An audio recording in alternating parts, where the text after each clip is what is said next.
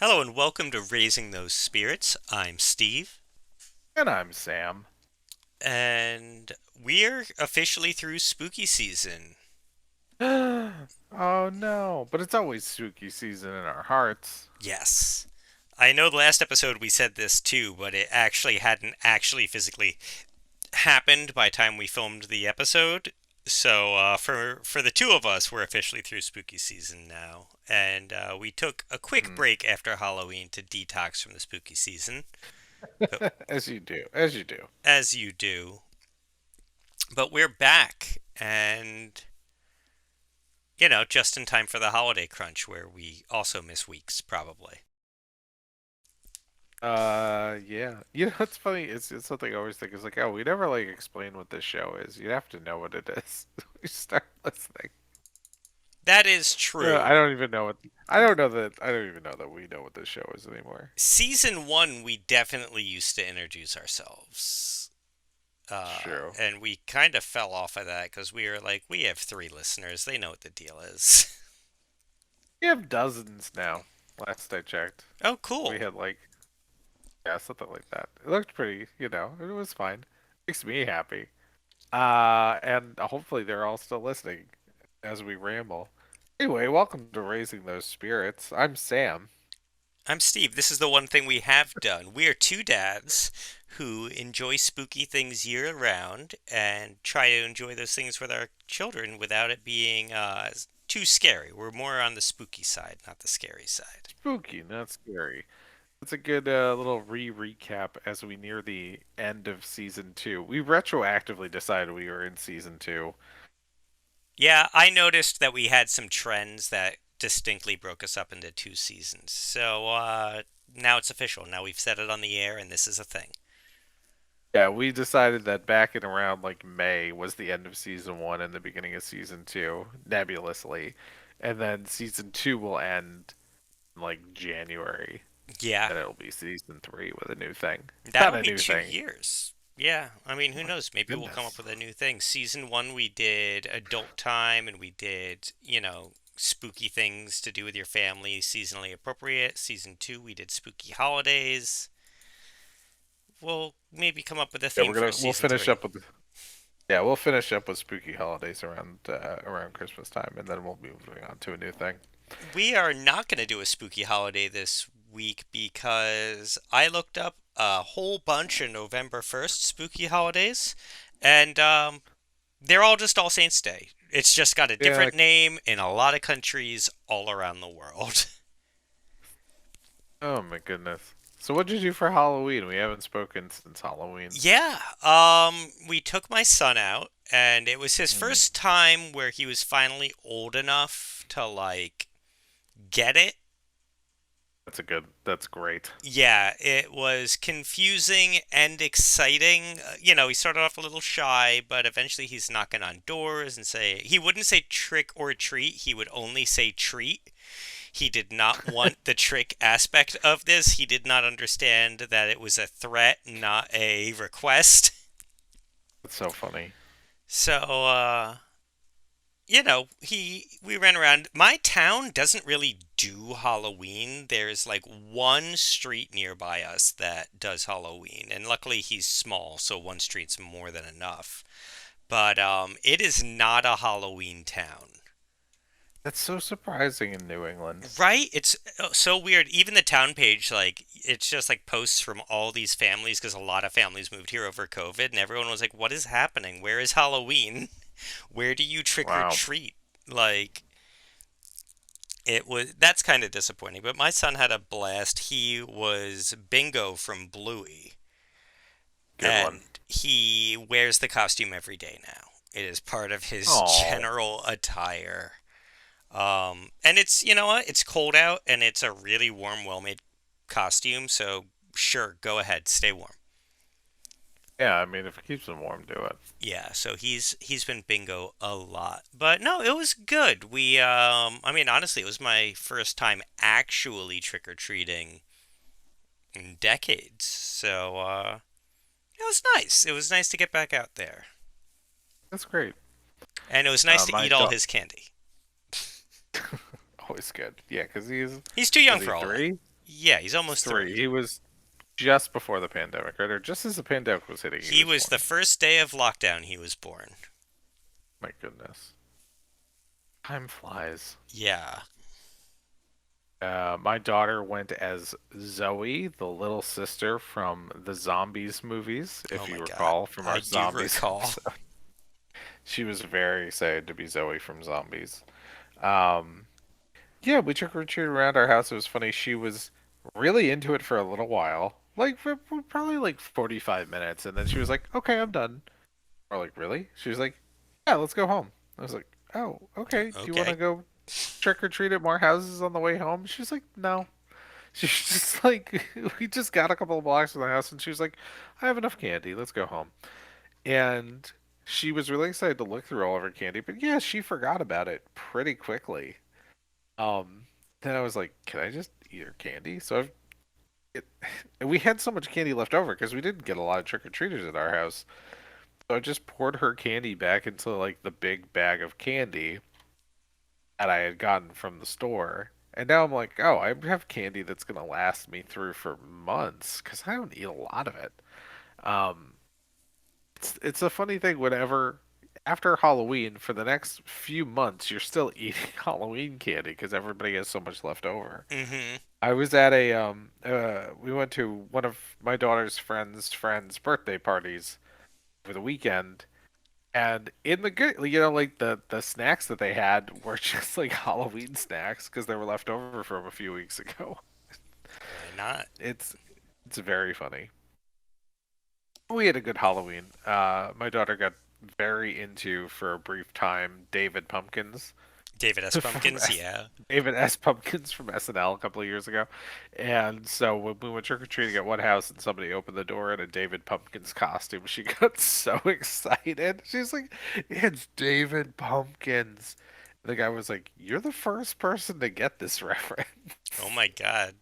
Yeah, I Yeah. introduced my wife to David S. Pumpkins this year, and she was like, "What is happening?" It was funny how that sketch hit so hard the year that it came out. Like it really, because that was 2016. The way I read it, yeah, I was reading some like retrospectives on it because it was such a strange cultural moment that everyone loved David S. Pumpkins. And the best explanation I could find of it was the only thing people could talk about at Thanksgiving because that was not Mm. political in 2016. Like 2016, we were all so divided and had no idea what was coming for us.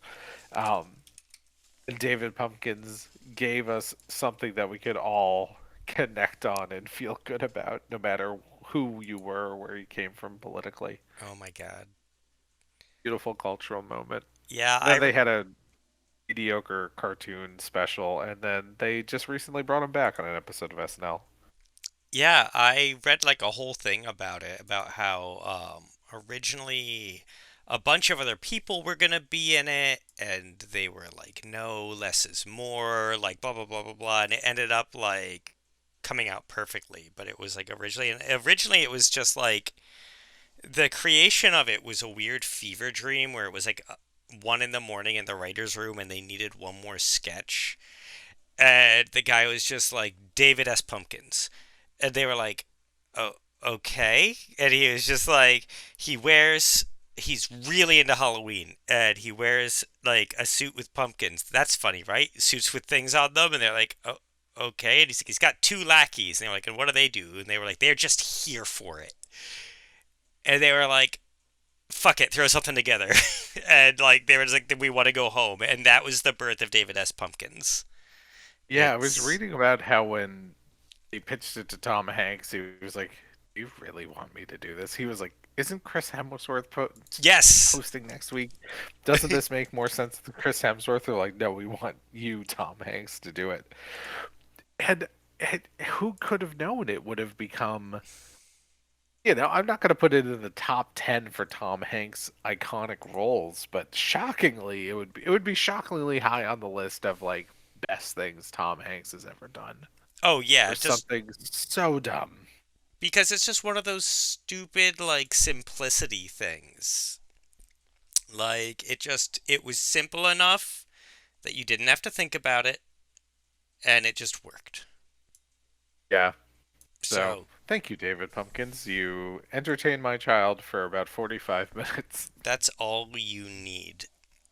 All I need to know was great. Oh man, there is a dog on the street next to us that we always take walks down, Mhm. and that's where we trick or treated. And there's this giant dog. I don't know what kind it is, but the thing is huge. And his name's Bruin. He's that big, and hairy. And he just is obsessed with my son. He's like 8 times his size. And Aw.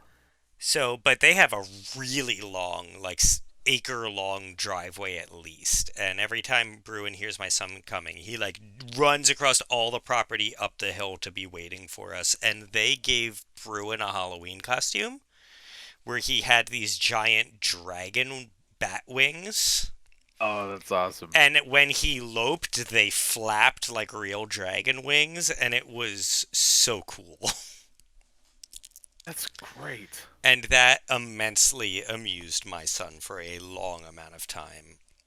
It was probably my highlight of the night was just seeing like, wow, they actually flap when he runs. So that's All cool. right. Yeah, normally you see it, it's like, oh, cute, he's got little wings, but it's like, oh man, these are functional.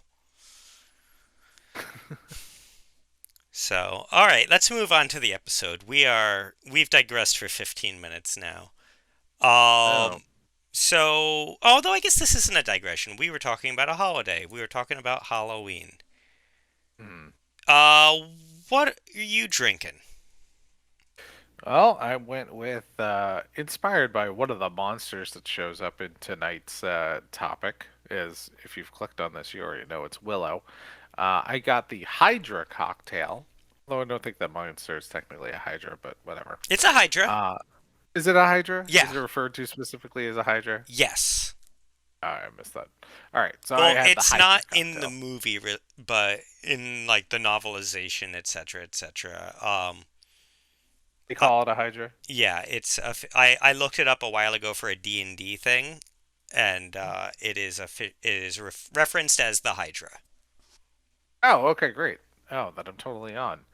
And the Hydra is 15 milliliters whiskey, 30 milliliters of Salac wine, which I did not have, obviously, because it's a very specific kind of wine, 45 milliliters of soda water, all over ice.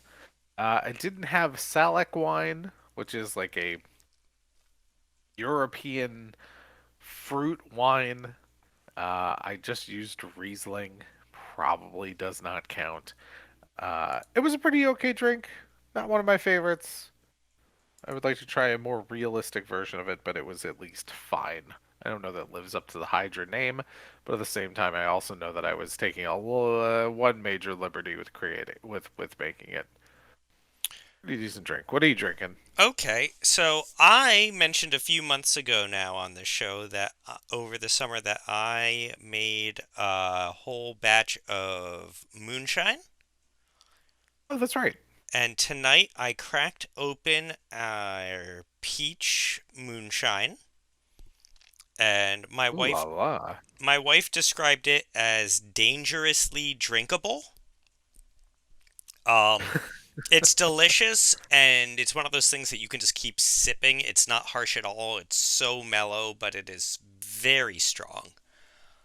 Oh, nice. And this takes a bit of time, but you take 128 ounces of white grape juice, 30 ounces of sliced peaches in heavy syrup, 2.5 cups of granulated sugar, 6 to 7 cinnamon sticks, a 750 milliliter bottle of Everclear, and a 750 milliliter bottle of peach schnapps.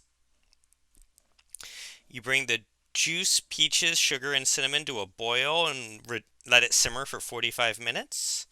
You allow it to cool. You add the schnapps and the Everclear. Stir it up. Pour into mason jars, divide the peaches and cinnamon sticks evenly between them in the mason jars, and put it in a cool, dry weeks place for at least 8 weeks. I did it for 12, and it is perfect. And you get a lot Wow. out of it. I've got like 6 to 8 mason jars of this.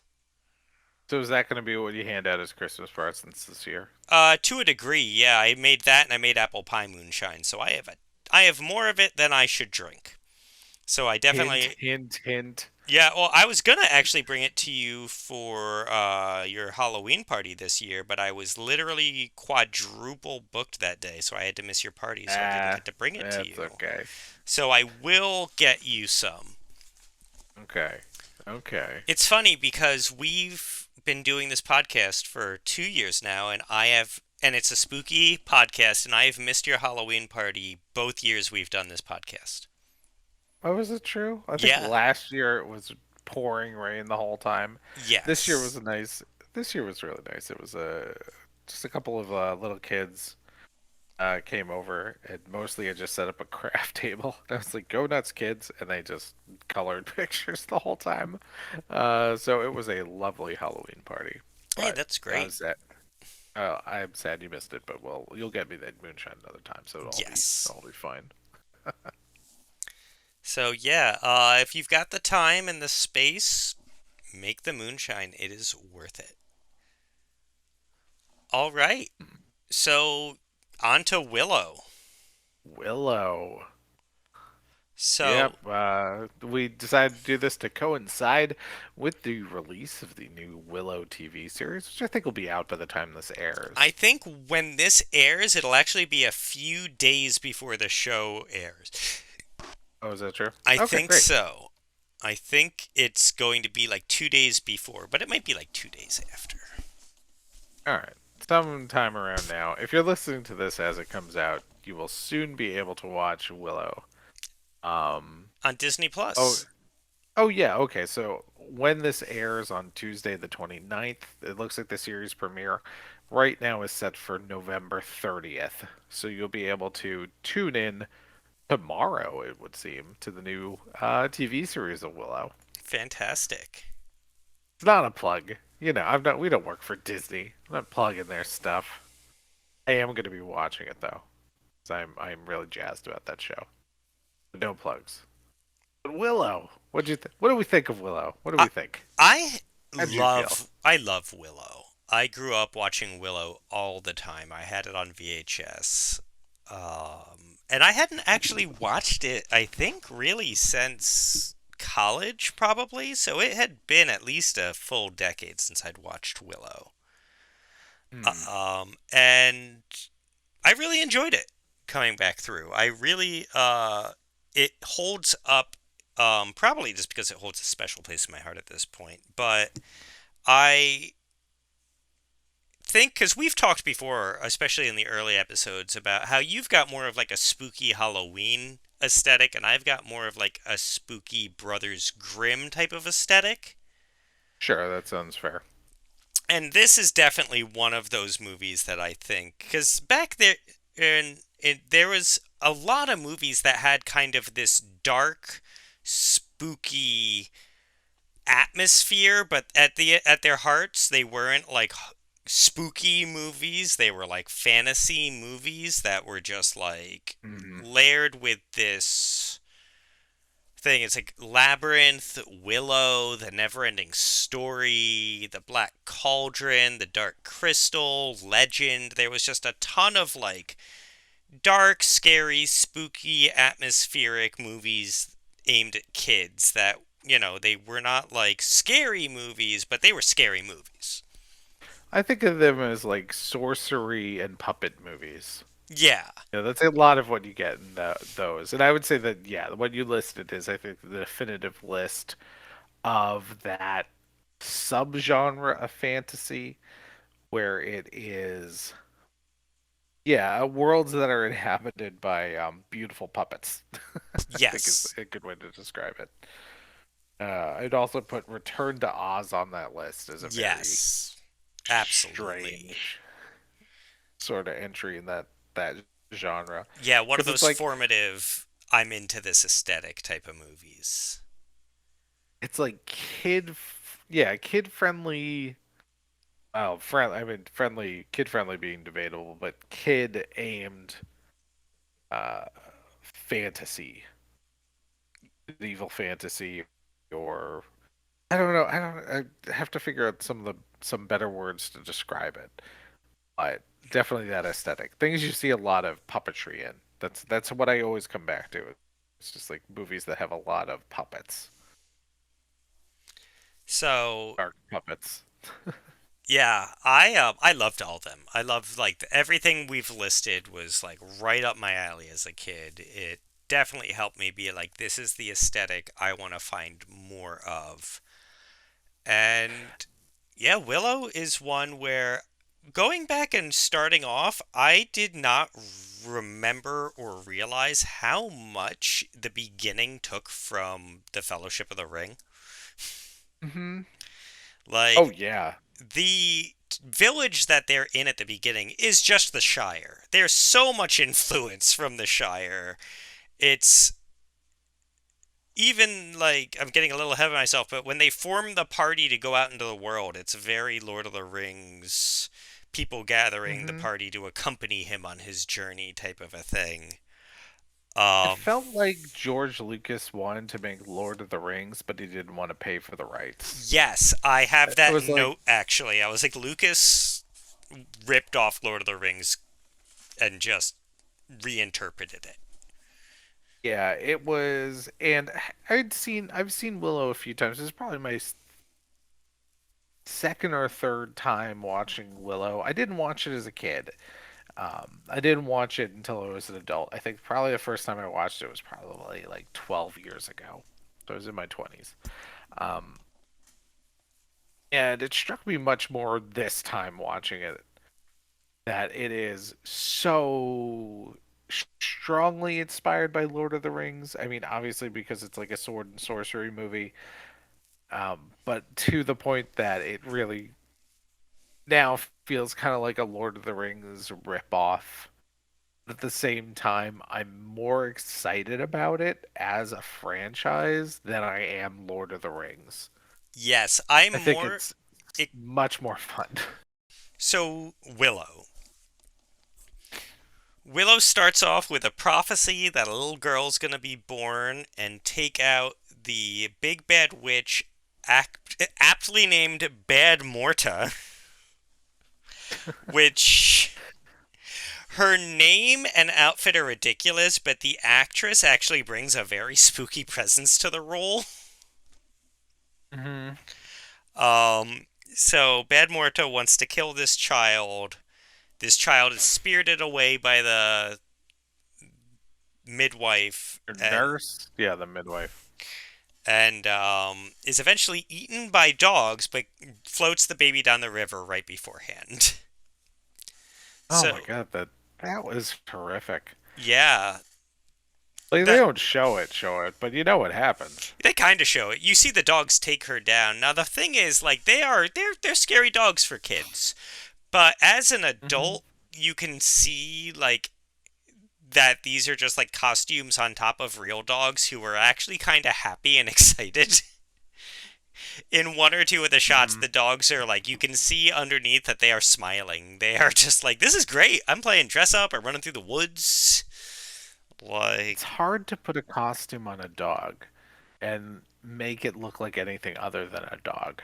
yeah, That's the thing. I know they tried that. I think in Alien 3, the initial like chest burster of the dog alien was literally just like a dog in a alien costume, and they had to cut all the footage because it just looked like a dog. in an Like alien costume. wonder, yeah, it's like it doesn't really work.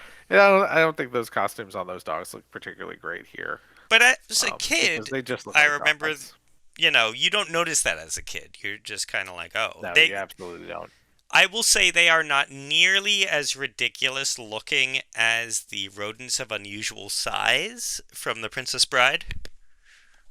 Oh no, no. Well, I mean, I felt like the rodents of unusual size were purposefully kind of cheap looking. Yes. Like I think that was a choice. And I think if George Lucas had it in his mind to do a remaster of this, he would have gone back in and like edited over those dogs. I mean, maybe they Like, you will. know, it, yeah, Maybe I no. I mean, mean, for the new series, maybe we'll see those dogs in the CGI form. oh, I'm sure that we will. Yeah, I'm sure we'll see a lot of like the same. I'm sure we'll see a lot of the monsters that we saw in this movie in the new series, and they'll be updated for 2022 and fancier. Exactly. That's what I'm saying. I'm not implying he's going to go back to the original. I'm saying like he has a whole future to ruin. Oh yeah. Um. Okay, so eventually the baby floats down the river and ends up at in Hobbiton, but they aren't called hobbits, and it's not called What do they call Hobbiton. them in this? I The know the Llewellyn? humans call them Pecks, but yeah, I think they're like the Llewellyn or something. They don't actually say the real name very often. It's one of No. those things where I was watching it and I was like, well, I'm never going to learn any of these words, even as an adult. And I was just like, this was pointless. You're trying to add like lore, and it's not, I'm not going to learn it. No. Um, so We'll see how much they expand. I'm sure they're expanded all that a lot in the new TV show I know in the because novel, there's so much to do. in the novelization of Willow, there's actually a lot more. There's like an entire, like half an act before the beginning of the movie that goes Oh in. wow. Yeah, no, it's actually like I was bothering and boring my wife while we watched it with all this like fanboy knowledge, and she patiently listened and rolled her eyes as I told her how cool it actually was.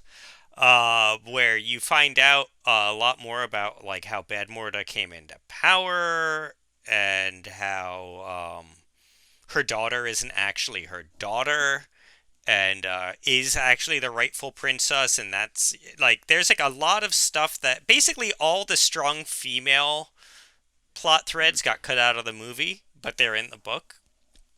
Um, Oh, I wonder if any of that'll remain canon. Like a lot of times those novelizations come from an early script or they'll mhm. be working off the writer's notes. So I wonder if any of that will survive I or hope if it'll all so, just get forgotten. because it was very interesting, and it makes much more sense. Like when she betrays her mother and stuff, you find out that like this is like her wicked stepmother, and she's just kind of fallen in line, and this, it's not just completely 180ing because Val Kilmer winked at you. Like, and I get it, it's 80s Val Kilmer, but He's great looking. He's very handsome. yeah, Val Kilmer plays Mad Mardigan, who is he's just a delightful character. I love him. Hmm. He's the like action hero of the movie, but he's also like the fan insert where he says all the things that a normal person in this situation would say. Hmm. Just as like random things happens, he's just like it's that good degree of like flustered and flabbergasted and also competent hero. Yeah. What other characters do you think from that time really fit the Mad Mardigan bill? Because I feel like he was drawing from a lot of people. I think he was Maybe not definitely Indiana drawing Jones. Han Solo, definitely. Sure, okay. He's a I wanted to say like a scoundrel, young. criminal, but actually very like he's not just a cavalier. He can back up everything he says. Instead of being the best pilot, he's the best swordsman. You know what I mean? It's very, you Sure, know, I was gonna say like a young Indiana Jones. That makes perfect sense that you would say Han Solo. So yeah. he's playing the Harrison Ford role in this film, He is absolutely playing the Harrison Ford role in this. which is great. No, Val Kilmer in the '80s was so great. Yeah, I went on that I, wa- rant to my wife too. I was like, you had real genius. You ended up just like naming all these amazing Val Kilmer roles from that era. I was like, this was peak Val Kilmer. it really was. No, this was the best Val Kilmer ever did. No, probably not. No, probably oh no, maybe the Doors. Because like back then, he still had like I don't want to be rude, but like a light in his eyes. There was Hmm. like a happiness behind his smile. Because like later in his career, he kind of like had like that Iceman cold stare thing all the time. There wasn't a lot of life behind him. And he's just Hmm. like so alive in this time period that it's like weirdly infectious. Yeah, he was delightful, and I'm glad that he's still doing a lot of stuff, even though today when he has so many health issues that he can't talk anymore, which is Did um you see that thing where like they create used a robot and he can talk again? It knows how to recreate his voice. oh yeah, I heard about that because because he has had his voice So many recorded hundreds so of much. hours. Yeah. They were able to do like an AI version of his voice so that he could talk again. I didn't see the new Top Gun, but I think they did something like that so that they could have him talking in that movie. But Yeah. I didn't see it, so I don't even know what happens. Yeah, I know he's in it. I don't know how much he talks in it, but I know he's in it. But I do know the thing they created for him is really cool because he had throat cancer and literally just can't talk anymore. That's why he stopped Yeah. acting. Oh. So we get this baby to the village, and 6 minutes into this movie. 6 minutes into this movie, Willow's kids find it. Willow wants nothing to do with it, but his wife finds it, and I don't know like how much to go into this. I'm because we're already 36, No, 38 we minutes can't. into This this this episode. We movie's gotta like this speed movie's run very long. Willow. We gotta speed it. We gotta speedrun Willow. The village gets attacked by these dogs. They're like, we can't keep the human child here. It's endangering the village. We need to get a fellowship of the ring together. Who will join Willow on his quest to bring this baby to the humans? They put the They put fellowship. together a solid group there. It's got if nothing else, it has Phil Fondacaro, who is another great 80s actor who, you see him in so many little person roles This all throughout movie, the 80s and 90s. for a long time, when it was made, it was by far the largest population of. I, I honestly, I don't know the current PC term. I think little person is Is the little the person correct. still okay? I know it's shifted a few times, and I don't want Yeah, I to. think little person is. So yeah, it had I think over 400 little people That's were amazing. hired for this movie, and I think now it is not the top, but for a long time it was like the biggest movie for them to ever have a casting call. Wow. Because even for Lord of the Rings, they just used forced perspective and stuff. They didn't actually hire a lot of little people for that. Now, I feel like that's a mistake. They should I hope for the Willow TV series they hire a lot more I little feel like they person will. actors. They should. Warwick Davis is really good about that stuff historically, so I'm sure he Yeah. wouldn't have come back um, and been like, I'm not doing forced Now, perspective. Like, so, and I think at least one of his kids is involved in this oh, that's in the cool. new Willow. I think so because I know what his son was with him in one of the more recent Star Wars movies. Hmm. So that's good. They keep this group of people working. They deserve a lot better than they get. So, Bad Morta sends out hunting parties for this baby. She sends out her daughter, and she sends out I don't know what the general's name is, but her top general who just looks like he has such big He-Man vibes. He just looks like a He-Man villain. A hundred Sure. percent. Um Oh yeah, because he's got like that skull mask. yeah, and it's a good aesthetic. It's a good spooky aesthetic.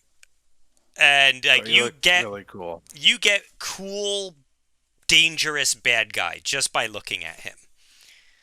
But it's also just like, yeah, they watched Masters of the Universe and we're like, yep, kids loved that movie. It had a Modify it. real We need we need to make action figures for this movie. So you need to give me a good villain action figure out of these Yes. costumes. That's the vibe I would say. It's Uh, a great costume. Yeah, it's one like Hasbro is like one of the big, yeah. one of the most powerful toy companies in the world. So, Bad Morta, which again, just such a ridiculous but good name, um, sends it, and then we start getting into the green screen overlays, and they do Hmm. not hold up in Ultra HD.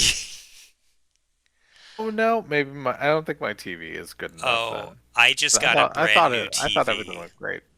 I just got a brand new TV, and the brownies, um, and Oh, they whenever must have looked terrible. oh yeah, they were clearly walking in front of a blue screen. Oh, Um, okay. Yeah, okay, so my TV is a couple my TV, it's only a couple of years old, but I didn't go for a very expensive one. Um, whenever I'm at my parents' house and I'm watching something on their TV, I'm like, "Oh, is what this is actually supposed to look like?" I feel like I made a bad purchase. no, because you can But yeah, I enjoy imagine stuff the more. brownies probably look terrible. That's true. I That's definitely true. sometimes we put something on and I'm like, oh, hold on, and I like go through the many complicated settings until I get it into like a cinema preset that like doesn't that makes it look acceptable. Because they have the presets where it's like sports, like gaming, cinema, blah blah blah, and I'm like, okay, I'm gonna put this on cinema, and it's gonna black all the blacks really hard, and it's not gonna be as noticeable. But I mean, it Speaking was still good. It was just like, oh yeah, no, you can tell. one of the things that always strikes me about this movie, it struck me the last time I watched it too, like 10 years ago when I watched it.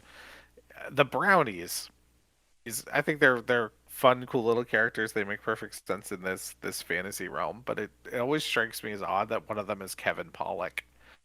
Oh, it's like I always think of him as like a dramatic actor. I think Yeah, this is the only fantasy he's ever done. And I just always think of him as being like either a gangster or kind of like a sleazy sort of guy. And I'm like, why are you playing this tiny sprite Kevin Pollak? And it's like, okay, this is the 80s before he was like a name. I also But guarantee it was just because he heard it was George Lucas. I mean, anybody, I mean, like, he would have been a young, just, maybe not just starting out, but he wouldn't have been a known actor. I'm sure he was happy to get any work that he was going Oh to get. yeah, but at this point, besides like physical graffiti and stuff, he had already done Star Wars. He had already done Indiana Jones. You're like, wow, I might be able to get like a trilogy out of this. This might be solid work for the next, Oh yeah, 10 anybody would have wanted to years. work with 1988 George That's what Lucas. Of I'm course saying. you'd take that gig. Even if you're a It's just dramatic actor who wants to do like serious work, you're like George Lucas. Once I can get on this, yeah, sure, yeah. Then I'll do dramatic stuff after I make my millions of dollars when they turn this into a 5 movie series. yeah. Um, where are we in the plot? We have the Fellowship has literally just left the Shire. we are Okay, so they're about to meet up with Al Kilmer. yeah. So quick note: Willow wants to be a wizard, and Oh yeah.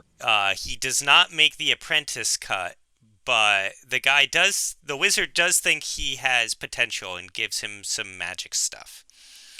So then they meet they are told to give the baby to the first human they meet. And the first human they meet is Val Kilmer, who is literally hanging in a cage left to die of exposure. Not not the best person, but they're like, oh here, yeah. Willow is not convinced, but The everyone's like, the rest of the fellowship is like, we were specifically told to leave the baby with the first human we saw. Here we go. And Willow's like, he's in a cage, guys. And so Willow leaves the fellowship and befriends Madmartigan and finds out that there is a war going on and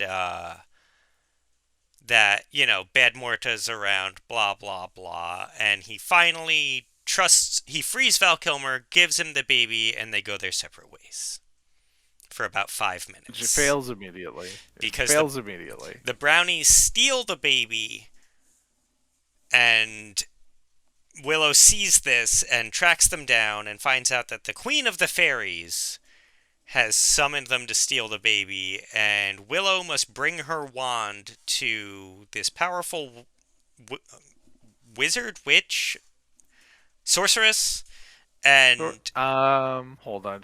Rosaline. What's she described? Aziel, aging sorceress. Okay. And I'm like, why doesn't the Accidentally, fairy yeah. just do this? The fairy seems super powerful. Maybe she needs to stay out of the affairs of the mortal realm. Or maybe she's only powerful in the woods or something. I don't know. I just like, if you're this strong, I feel like you could step in here. But Willow Oh is yeah, that's true. That is such a trope that doesn't make sense because it's like, oh, you have all this power that you can like tell us about destiny and blah blah blue. Why can't you do any of this? You just do it. to the point where, like, at the end, when the sorceress does show up and fights Bad Morta, she's like, I have the wand of blank fairy name, and like that's a big deal. And I'm like, so just her wand is impressive. I feel like she could have shown up with the wand and just solved this whole thing. But No, just it's a MacGuffin. fun romp. It's a fun romp. They just need to get from set piece to set piece. Yeah, Everything that happens in the plot is a thinly veiled excuse to show beautiful locations and costumes and in New Zealand again, I think. puppetry and yeah. Is this New Zealand? Yeah, this was New Zealand again. It really Oh, just okay. fuels me needing to go to New Zealand. Let's freaking go. We'll get enough. Okay, we need to become a big enough podcast to get enough people in New Zealand to actually go and do a live show, and then it'll be a business expense. New Zealand, There get we on go. it. Fun, New Zealand. Okay, so Willow has the baby again and ends up running into Madmartigan again, and they end up getting chased together by the bad guys, and they decide to team up. And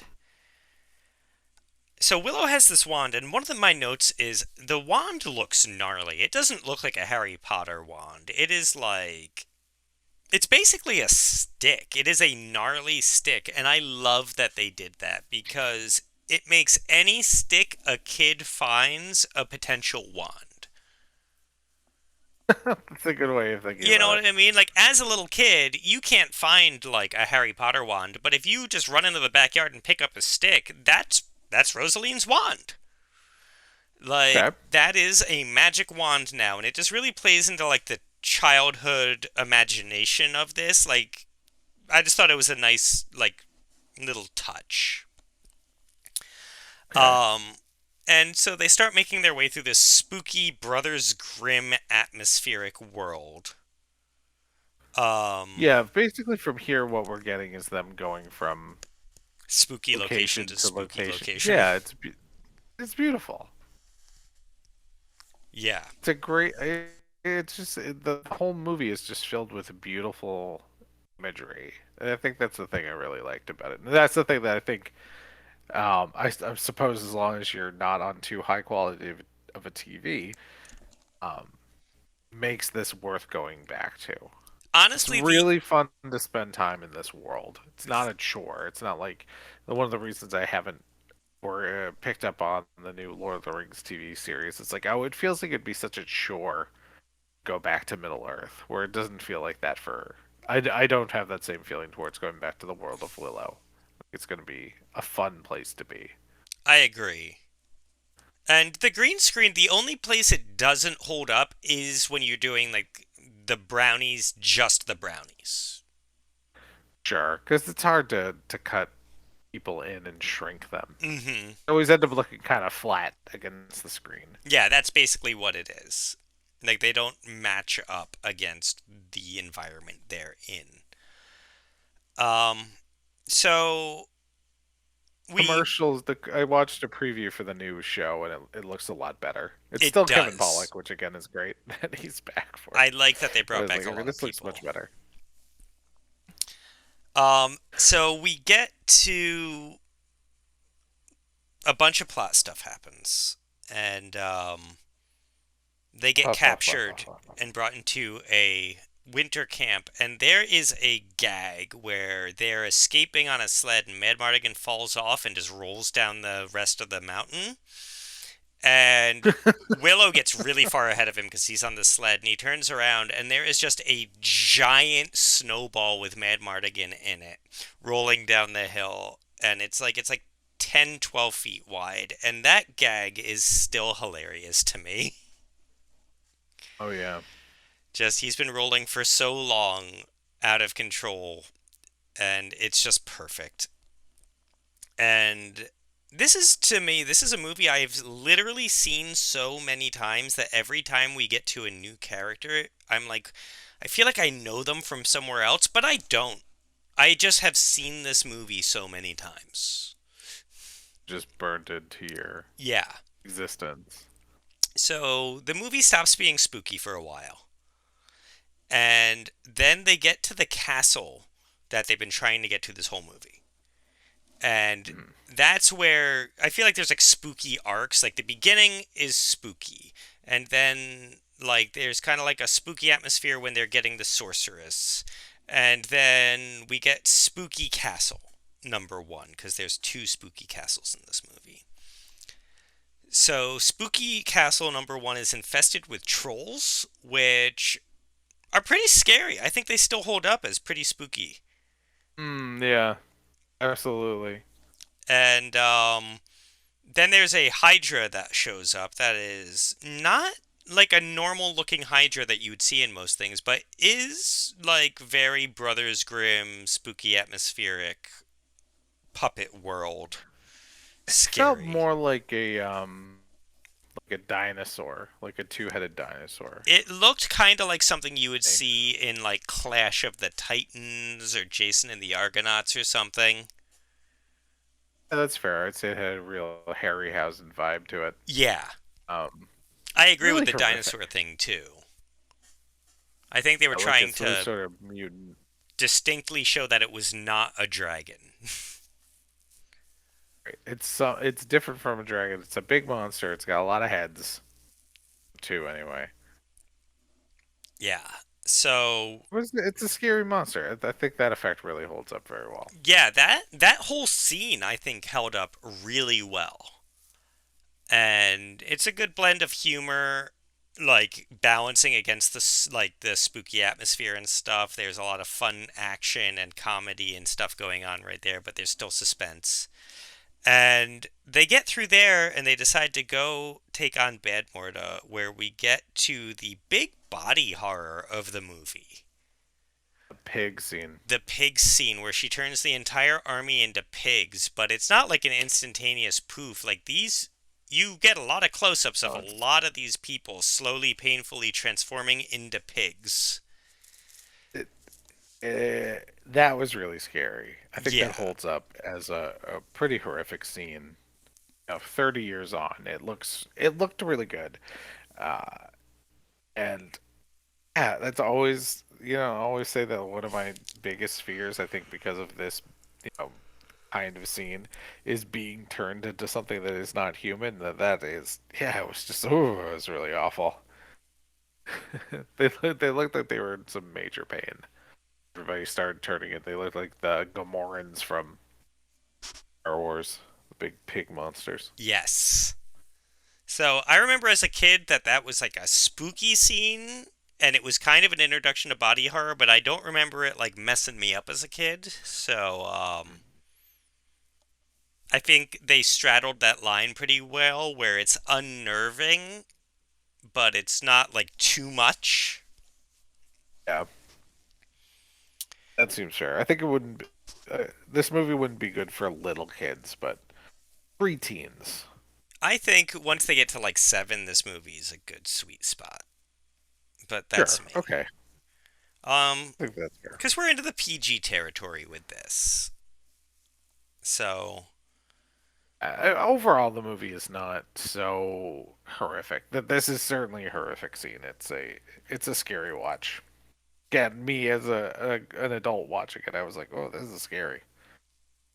yeah. And then we have like the final scary showdown with the big bad He-Man guy and Bad Morta and her whole spooky final room and the battle. And yeah, I think the whole thing really holds up after all this time. I think it is definitely deserving of the new series. Yeah. Because a lot of these you watch and you're like, oh, this does not hold up. No, But this is great. I'm surprised there was not more of this in the 80s because it wasn't. I mean, like it made its money back. It made a profit.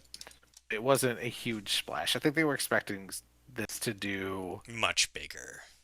Yeah, they expected it to be much bigger. It made money.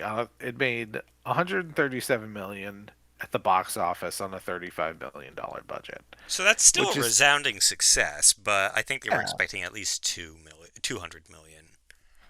probably because I mean, like this is still George Lucas just post Star Wars.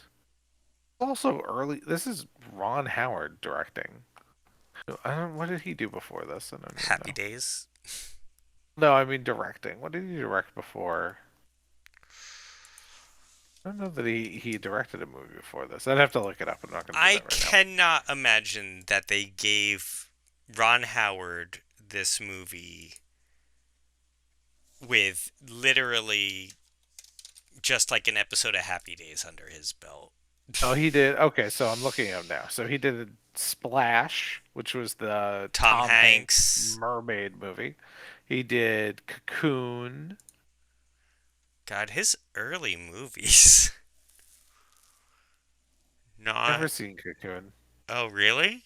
That was No. one I had to explain to my wife the other day, and she was just kind of staring at me like that can't be a real movie. So he had been directing movies since the late 70s. Yeah, this was his He first he like big production. this was I mean this was his first big epic like fantasy story, which he's since done a few. Um, He directed Night Shift. the was the oh yeah, It's the one where it's Henry Winkler and Michael Keaton are undertakers in a morgue, and they're running like a prostitution ring out of it. I've never seen that movie. It I don't was know like a that. zany early '80s comedy. That seems fair. There's no, I mean, like this movie. There's no Apollo 13, man. Yeah, yeah. But We hadn't gotten to those things, but I think yeah, this was his like big first movie. yeah, so it doesn't hit the same way Star Wars hits. It's not like this big monster success, and I think that ends up being kind of a disappointment. But it's still it's shocking that we didn't get another live action entry of Willow until as of this recording, and the first one will be Tomorrow. in 2 days from now. It's just like just about to come out 30 years later. Whereas it feels like there it feels like there should have been a cartoon series at some point. I think that would have made surprised there wasn't like a Saturday morning cartoon of Willow at some point. I'm surprised there wasn't something like some like direct to video sequel when Disney was putting out a lot of like really a lot of junk product in the late 90s and early 2000s before they kind of reorganized. There's a period of time where they really putting out a lot of terrible sequels to things. And I'm kind of surprised that there wasn't some Willow product in there, but I guess they weren't even aiming for nostalgia at that time, or they weren't aiming for 80s nostalgia at that time. So maybe right now the this is the first time that really the stars aligned, and by stars I mean um, focus groups and budgeting aligned that there's going to be a Willow TV series. Yeah, I'm excited. I'm excited for my kid to get a few years older so I can introduce him to Willow. I don't remember a time in my life where I didn't see Willow. So I don't know, like maybe if you're just watching it forever it's normal. I'm at this weird thing where like I don't know where to show my kid these types of movies. No, I know, because when we were kids, Anything goes when we're kids. anything went. I just don't. I don't know when I would show this to my daughter. She's 5 now. Like, I don't think she would enjoy it because I think there'd be too much going on. That I know that the plot's pretty simple, but I think there'd be so much going on that she wouldn't understand, that she would get bored and kind of wander off. I don't think she has the attention span for it yet. But yeah, maybe when she's 7. Like, I always wonder. Like, I know when I was her age, I had certainly already watched Star Wars movies. I And wonder if like attention spans have changed, or because I my kid lives in a world where she could watch anything at any time, so why would she like sit through and give something a chance if it didn't like grab her right away? Yeah, I and wonder where Willow fits in this world in modern times for modern kids. I had older brothers too, so like I always just watched what they watched. So, you know what I mean? So like I was exposed to all this forever, and so that's my excuse, but like I don't want to just be like, "Hey, we're doing this." Right, young son, let's sit down. We're gonna watch Willow. Exactly. I wish I could get my daughter to sit down and watch the stuff that I really love. And I feel like we still are a little ways off. And I feel like by the time that she would have the attention span for some of the things I really love, she's going to be old enough to just not care about the things I like. Um, there's still plenty of things that she does enjoy, but live action stuff is not something she has ever really cared for. And I don't know if that's just because she's 5, or if it's because whenever she sees live action stuff, she thinks it's boring. Yeah, She'll tell me, she's like, "This is boring," and I'm like, "It's not boring. You're just being a kid." my kid's weird like that cuz live action movies he's not really into yet. But if you put on like HGTV, he'll just sit there and watch it. And I'm like, "So actual slow-paced, boring documentary reality type of stuff you're into, but a movie with a narrative, no thank you." Like, I feel like even times when I've tried to get her to sit down and watch, like, oh, here's like a animal show, you should be happy to be watching Jack Hanna. She wouldn't sit down and watch it. Or there was something on the Netflix where it's like a koala sanctuary. And she watched a couple of minutes of it and then she was like, "Oh, I'm done with this." I'm like, "How can you be done with this? There's koalas. They're so cute." It'll be interesting. Yeah, it'll be interesting to see when she finally has the attention span to sit through stuff that was just standard for when we were kids. Yeah, I'm gonna start like not with this, but I'm gonna start slowly trying to kind of stick a toe in a water with a few things and see how he reacts. Cause You know what I might try be like another Warwick Davis classic, the Ewok movies. I've got both of them. It is I think they're definitely on on my Disney. list. They Might are be on Disney Plus now. they are on Disney Plus. That's how I got them. Oh, okay. Yeah, because those are some of my wife's favorites. We got rid of a lot of our DVDs a couple of years ago, but one of the ones that she decided to keep were the Ewok movies because they're hard to find in physical media, or at least they were back then. Uh, and Yeah. I feel like the Ewok movies also fit pretty well into that same category of movies we were talking about earlier, the sort of sword and sorcery but with puppets genre of film. Mm-hmm. Yeah, I might try him on like the Never-Ending Story or Labyrinth or something and see how he does with like those type of big puppets, and then then we'll see. Never-ending story. I mean that those ones those are some future episodes if we ever want to do like a Oh yeah, fantasy run. I think this is definitely something we need to revisit every few months, years, whatever, For a couple of months we'll do a fantasy because there's just spooky fantasy movie there's because so there's a ton of them. much. Yeah, again, there's the Dark Crystal, there's Disney's Black Cauldron, there's Neverending Story, there's Labyrinth. Do those happen now? I feel like I mean like the Willow series is coming out and I feel like that is a solid that will hopefully be a solid entry into that genre of film. I just don't think recently in recent memory I can't think of any sword and sorcery but with puppet movies. I mean, the Dark Crystal had a new series on Netflix recently. Oh, they did. That's right, but it got canceled after like one season, I think. It did. It did. I didn't watch it, but I did hear it was pretty good. Okay. So yeah, Muppets, but we want grown-up-ish Muppets. Not too grown-up. Something still accessible to kids. But fantasy, sword and sorcery Muppets. Make it happen, Disney. That's what Sam and Steve want. All right. So I think we've digressed a lot. I think we're going to have a Dad's Digress episode off of this There'll episode. be a And lot to cut out of this one. yeah, I mean, every digression is just more content for the bonus episode. Enjoy the bonus episode in a week, folks. All right. Sam, where can they find us? You can find us on Facebook, Instagram, and potentially Twitter, unless I, unless Twitter stops existing anytime soon, which it seems like it might.